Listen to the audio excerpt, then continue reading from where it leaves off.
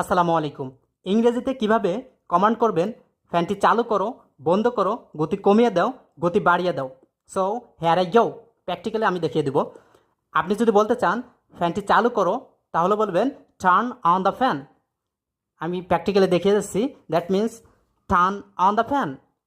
আপনি যদি বলতে চান ফ্যানটি বন্ধ করো, তাহলে বলবেন turn off the fan. Turn off the fan. যদি বলতে চান ফ্যানের গতি বাড়িয়ে দাও, তাহলে বলবেন turn up the fan. Turn up the fan. যদি বলতে চান গতি কমিয়ে দাও, তাহলে বলবেন টার্ন ডাউন দ্য ফ্যান।